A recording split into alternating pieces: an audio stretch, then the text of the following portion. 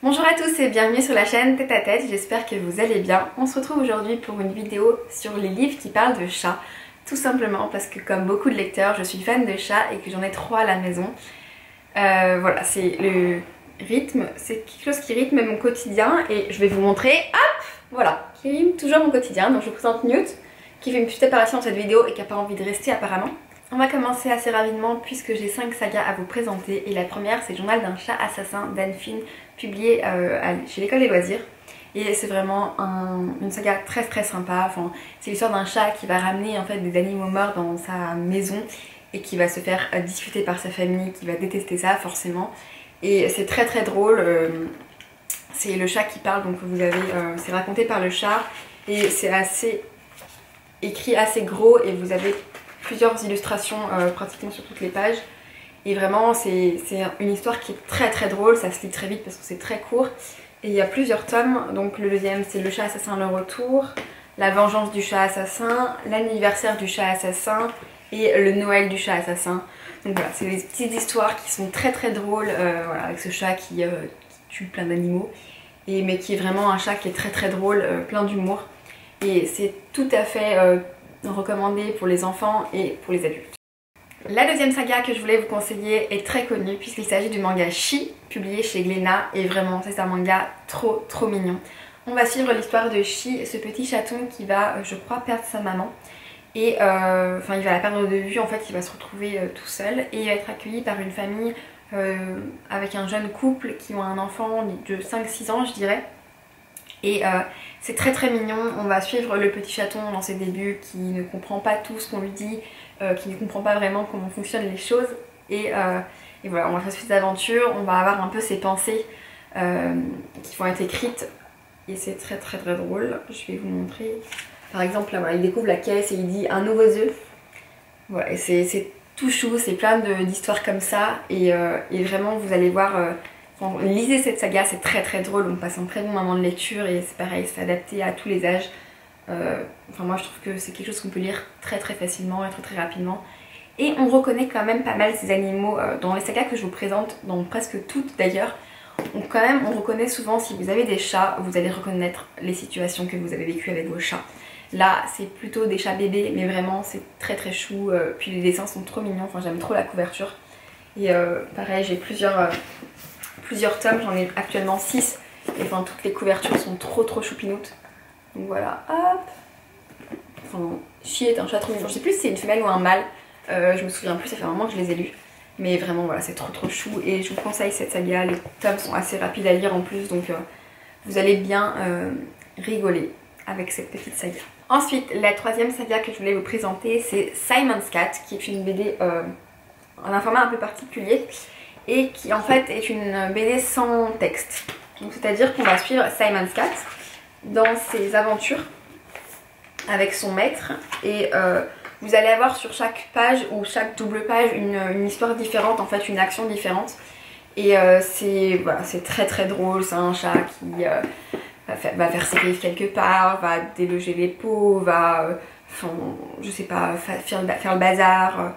Et là par exemple ça raconte l'histoire où le maître joue avec lui avec une balle, la balle passe sous un meuble et le chat va gratter jusqu'à sortir tout ce qu'il y a sous le meuble, y compris la balle mais beaucoup d'autres choses. Et voilà, ça rappelle un peu ce qui se passe au quotidien pour les gens qui ont des animaux. Et il y a un deuxième tome qui s'appelle Simon's Cat et le chaton infernal, c'est-à-dire qu'il va y avoir un petit chaton qui va être adopté par le maître et ça va être la guerre entre Simon's Cat et ce petit chaton.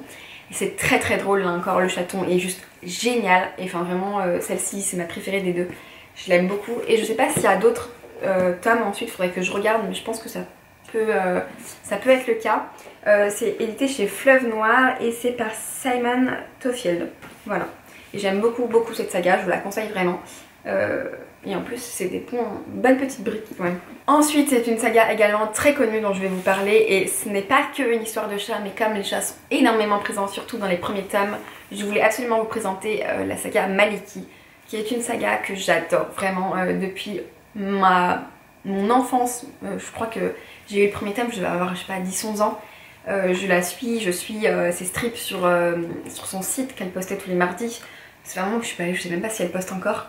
Mais vraiment, voilà, j'adore Maliki. Je sais qu'il me manque le dernier tome que je n'ai toujours pas, mais sinon j'ai tous les autres. Et Maliki, elle a 2 chats. Elle a 2 chats, donc vous avez ici par exemple dans le premier tome une page avec les vrais chats de l'auteur, parce que l'auteur a 2 chats qui s'appellent Fayadar et Freya, et donc vous voyez comment ils sont dessinés et comment ils sont en réalité. Cette BD est vraiment très bien. Donc dans le premier tome, dans les premiers tomes, on a beaucoup ces chats, la présence de ces chats, et après l'histoire va prendre une dimension un peu plus fantastique, puisqu'il y a une histoire de double qui devient vraiment intéressante d'ailleurs, mais c'est un peu moins porté sur les chats. Mais dans les premiers tomes en tout cas, vraiment ces chats sont juste adorables. Fëanor est tellement mignon, enfin moi je trouve que c'est un des chats les plus mignons du monde, et puis Freya est très drôle aussi. Enfin vraiment, si vous aimez les chats, je vous conseille cette saga qui est très bien en dehors de ce qui se passe avec les chats. Vous allez avoir vraiment des questionnements sur la vie, vous allez avoir des petites choses du quotidien qui vont vous faire rire, et vraiment ça va de plus en plus profondément dans les tomes. Je sais pas comment vous expliquer, mais l'histoire devient de plus en plus profonde selon les tomes. Et voilà, j'aime beaucoup, et surtout que j'ai eu la chance de rencontrer l'auteur de Maliki, puisque c'est un homme qui illustre, qui m'a fait un petit dessin de Fëanor qui est juste trop chou. Voilà, donc j'ai la version collector avec les pages dorées que j'aime beaucoup, que j'avais acheté au festival de la BD d'Angoulême, et voilà, vraiment j'aime beaucoup cette saga. J'ai les 6 premiers tomes et je pense que j'achèterai le dernier qui est sorti parce que je ne l'ai pas acheté. Et voilà, c'est une histoire qui est très belle, et les chats sont toujours présents partout, regardez, enfin, vous les avez toujours présents partout, et c'est très mignon. Enfin, la dernière saga que je voulais vous présenter est une saga un peu particulière, puisque pour le coup elle a un humour très noir. Elle est assez vulgaire et assez agressive. Il s'agit de Putain de chat, donc comme son titre l'indique, vous voyez, ça va être avec quelques gros mots quand même dedans. Et c'est quelque chose qui va pas plaire à tout le monde. J'ai vu beaucoup de critiques un peu négatives sur ce tome, comme quoi c'était trop vulgaire, c'était un peu abusé et tout ça. Mais moi c'est un humour que j'adore, enfin, vraiment je trouve ça très drôle. Et voilà, parfois quand on regarde nos chats, on a l'impression qu'ils vont nous tuer, et là c'est vraiment exprimé dans cette BD où vraiment ce chat noir a envie de tuer son maître et le déteste à un point, c'est effrayant. Et c'est un peu ce complot de un jour les chats vont dominer le monde, que j'aime beaucoup dans cette BD, enfin dans ce petit format de BD. Et vraiment je vous la conseille si vous n'êtes pas du tout si vous n'avez pas du tout peur de cet humour noir et de ces vulgarités, parce que voilà, c'est très cru, c'est très vulgaire, je vous le cache pas. Mais moi j'ai explosé de rire quand j'ai lu cette BD. Vraiment j'avais envie de prendre en photo tous les strips tellement ça me faisait rigoler. Et voilà, je vous la conseille vraiment. J'ai lu que le premier tome pour l'instant, j'ai pas encore lu les 2 autres, mais je pense que ça va se faire d'ici peu, parce que j'ai tellement aimé qu'il faut que je lise la suite. Donc voilà.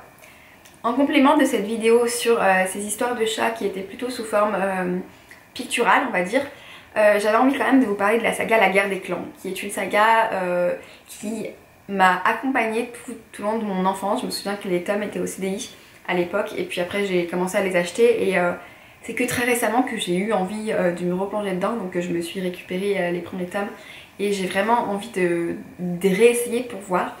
Mais pour vous faire un petit résumé, il s'agit tout simplement d'un clan de chats qui vit dans la forêt, et qui en fait va affronter un autre clan. Ils vont avoir un territoire, et vraiment au départ on se dit oulala, l'histoire avec des chats, des clans, tout ça c'est n'importe quoi.